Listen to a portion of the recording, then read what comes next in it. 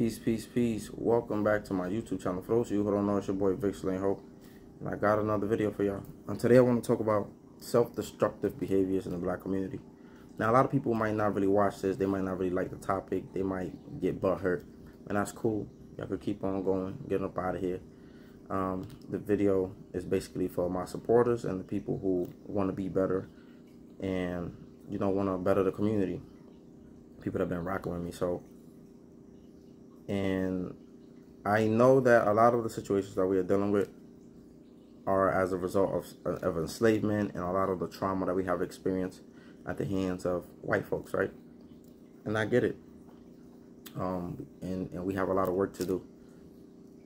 And at the same time, I want to talk about the things that we do that is also keeping us back from progressing, right? Because there's a lot of blame being thrown around, right? We talk about Willie Lynch, we talk about slavery, we talk about Jim Crow. We just be deflecting a lot of things from us. So I want to focus on us so that perhaps we can change certain things, because we can't change the past.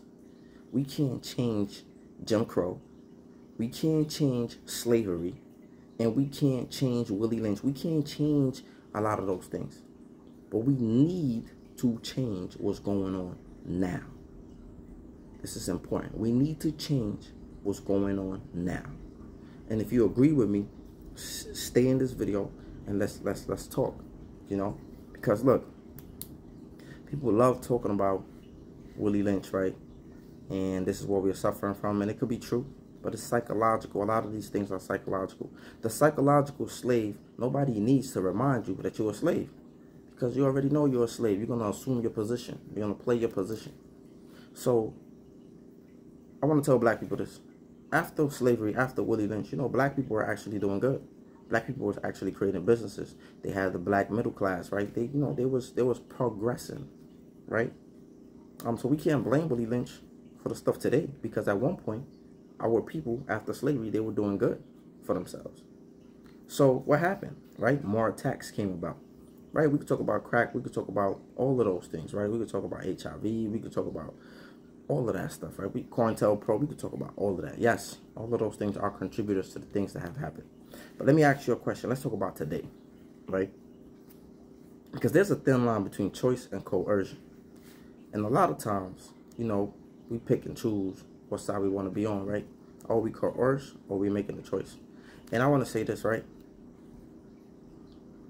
We talk about crack, we talk about this, we talk about that, we talk about the killings.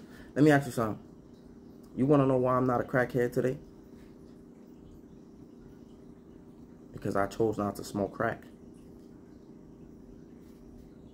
You want to know why I'm not a rapist today? Because I chose not to rape. And I know some people might be thinking, oh, bro, you wildin'. But come on, hold on, bear with me. You want to know why I don't beat women today? Because I make the choice not to do that. You see? You want to know why I don't go out there and rob my brothers? Because I choose not to do that. You want to know why I don't go out there and shoot up playgrounds? Or rob older people? Or violate women a certain way? Come on, we have to address these things. You know, homicide amongst the black men is the highest in the country. Black men kill each other at a higher rate than any other group of men in this country. Look it up. Homicide is actually one of the leading causes of death in the black community. We don't want to talk about that, right? We want to, then we start talking about crimes of proximity. We love deflecting. We love the excuses. You know why? Because when you make excuses, you don't have to be accountable to your stuff. You don't have to be accountable. People talk about, oh, people kill each other in close proximity. Yes, that is true. But the numbers are disproportionately high amongst black men. How is it that we want to highlight disproportion when it comes to mass incarceration, right? When it comes to mass incarceration, we love saying black men are disproportionately being locked up more than white men. But if you look at the numbers, It's still more white men in prison than black men, right? Right? Because they make most of the population, right? Yeah, exactly. So there's going to be, when you look at total numbers, there's going to be more white people in prison than black people. That's why we never talk about total numbers. We always talk about based on population. So I'm going to keep it based on population. Based on population, homicide in the black community is one of the leading causes of death. Leading causes of death amongst the black men. That's a problem. We should all be having a problem with that. Because look, guns don't kill people. People kill people. Like we gotta like knock it off. People start talking about, well, who brought the guns in the community? We love to deflect. Who is pulling those triggers? We can't keep saying, look, making excuses is not gonna get us nowhere. And I'm not removing all responsibility from other people, but we need to be accountable and responsible to ourselves. Who is pulling those triggers? Who pulling those triggers? I know y'all don't want to hear it. I know it's hard. It's hard to do the work that you need to do. Who's out here? Who's out here? Listen, we know we sick. If we know we sick, right? If we know, let me just say this, right?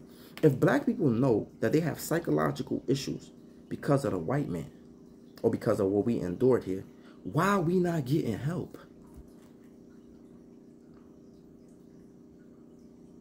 Why we want to go through our medical history of where we got hurt, what happened, what is our history, and why we acting the way that we acting, but then we don't want no treatment. What's the point of that? What's the point of going to the doctor? Because something hurts in your body. And then when the doctor does his little research and checks your family history, and then he tells you why it hurts, then you don't want no medicine. You don't want no healing. You don't want no solution. You just want to be able to complain about the history, the medical history, without getting an antidote. That's a problem. That is a big problem in our communities. We can't keep talking about the medical history, the Jim Crow, the Willie Lynch, the slavery, and we not trying to get help. Come on, we got to be real. And I'm not removing blame. What I'm saying is we are active participants in our own suffering. We are active participants in the destruction of our communities. And we got to stop blaming other people. We have a $1.6 trillion spending, but we barely own stuff in the country. We can't keep blaming, oh, well, nobody taught us about finance. Nobody taught us about... We love to deflect. How we going to keep blaming? Nobody make us chase Jordans. Nobody makes us do that. Nobody makes us chase designer. Nobody makes us do that. Nobody makes us chase these iPhones. Nobody makes us do that. We're the biggest consumers. Our sisters, they spend billions of dollars, maybe trillions in the beauty industry because they don't want to accept and embrace their own beauty. And also it might be part of the man's fault too, right? Because the man be kind of like, but you should be secure in who you are as a person. We're buying all of these things. We're the largest consumers because we're trying to impress somebody. We don't feel good about ourselves. Who's making us do that? We can't blame nobody. Come on.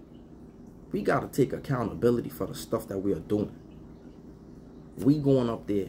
Come on, man. Come on, people, come on, man. People are picking up blunts to smoke. Stop saying your job made you smoke. Stop saying your job made you drink. Stop deflecting. Be real with yourself. Come on. Come on. People in the families, I get it. They made you sleep with your mama and your siblings back in the day. Come on, but they made you do that back in the day, and I get it. You have some sickness. But we're doing that today. We're touching our little daughters. We're touching our little sons. Come on. Come on. When is it going to be enough? When are we going to sit here and hold people accountable, man? You cannot keep doing this. Come on, man. We gotta be real, man. We got to be real. People get a little, and then we want to talk about reparations. People are like, oh, we just need reparations. What you think is going to happen? People going to get that stuff right back. And then they're going to blame it on that they didn't teach us money management. Because we always looking to blame. There's no accountability. You know, Allah says in the Quran, right, that He would not change the condition of a people until they change that which is within them, right? He will not change the condition of a people until they change what is in themselves. We got to change what is in ourselves. And we got to want that change. That's it. That's the bottom line. I know people who go out there and rob. They complain that there's no jobs. Why would I go take from somebody? Why would I go take from somebody in my community? If you're going to rob, at least go steal from a white person or something. Or somebody else. You're going to go steal from your own people that's struggling just like you. And again, I'm not trying to tell people go rob other people. I'm just saying, I know people who have said they will not work at Wendy's because they think they're above that. Or they going to say, I will not flip no burgers. Or I'm not going to do no janitor work. Like, you too good for that. How bad do you really want money if you think you're too good for certain jobs? But we are okay with these people robbing and stealing and doing these things in our communities. Come on. We gotta be real, man. We can't keep deflecting. We got issues that we need to take care of. We need to hold court. How many sisters gonna be popping out kids that they know they can't take care of? And then they sitting here and blaming the system. Come on. How many of our own people they're going to use to sabotage our communities? How many of our leaders are going to come and take our money and steal from us? And then we wonder why we don't got no leaders, man. These people are, come on, like we gotta hold each other accountable. We sick and we need to get help. And keep pointing the finger at our medical history is not going to heal us. We need to take the proper measures and the proper steps to reprogram our psyche. Malcolm X has been talking about this for, I mean, he's dead now, but the videos live on. Keep talking about change. And I'm going to leave y'all with this because I don't want to be redundant. But this is what we have to do. You have to change your philosophy. Philosophy, if you don't know the meaning of the word, look it up. It's ideas and the way we think. Our philosophies, once you change your philosophies, it's going to change our thought pattern. Actions don't come before your thoughts. Okay? So change your philosophy. Once you change that, you're going to be able to change your thought pattern.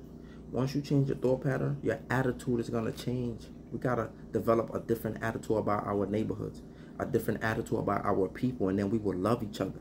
We will cherish each other. The moment we have a different attitude about each other, we're going to treat each other different. Change our attitudes, man. Change your attitude.